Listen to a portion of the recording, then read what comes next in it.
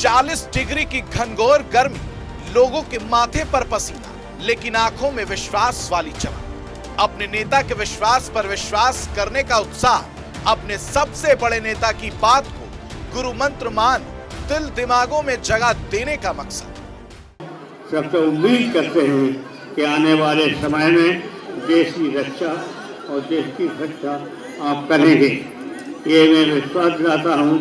आपका पूरा सहयोग और पूरा मदद हमारी तरफ से और हमारी पार्टी की तरफ से सबको रहेगा। इन्हीं शब्दों के साथ आपको बधाई, आपको धन्यवाद, बहुत बहुत धन्यवाद।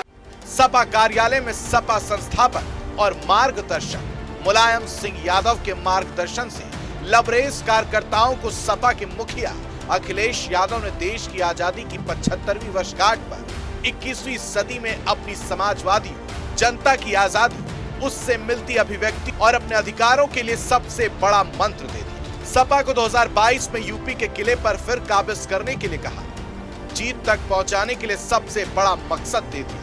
कह दिया देश बचाने के लिए होगा 2022 का यूपी विधानसभा चुनाव। कि हमारे देश का भविष्य क्या हो। कुछ लोग पुरानी बातों में उलझा करके समाज को बांटना चाहते हैं। आज हमारे देश के सामने, किसानों के सामने संकट है और हमें पहचानना पड़ेगा उन लोगों को जिन लोगों ने हमारे अन्नदाता के अपमानित करने का काम किया है।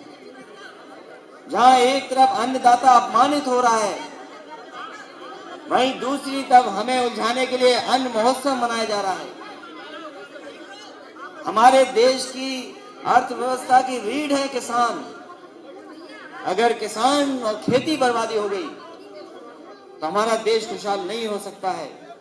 कोविड के समय पर हम लोगों ने देखा कितने अपने करीब लोगों की जान चली गई, हम लोग बचा नहीं पाए। जहां दवाइयों का अभाव था, डॉक्टरों का अभाव था, बिस्तरों का अभाव था। और जो दुनिया ने हमारी तस्वीरें देखी हैं कि लोग अपने आप सिलेंडर का इंतजाम कर रहे थे। वो ये जानते थे कि अगर सिलेंडर हमें मिल जाएगा तो हमारी जान बच जाएगी।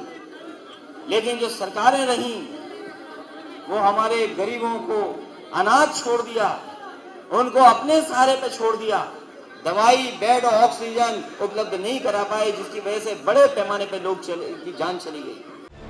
अखिलेश यादव ने कहा कि यूपी का विधानसभा चुनाव देश बचाने का चुनाव है। 2022 के विधानसभा चुनाव को नौजवान अपना चुनाव समझे।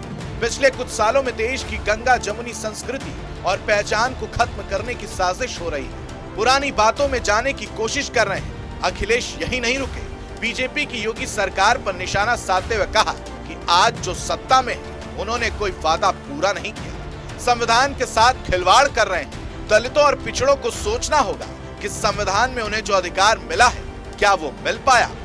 तो अखिलेश की सपा अगर 2022 में यूपी का विधानसभा चुनाव जीतती है तो क्या केंद्र की राजनीति बिल्कुल बदल जाएगी? क्या इसका सीधा असर बीजेपी और मोदी शाह की राजनीति पर पड़ेगा?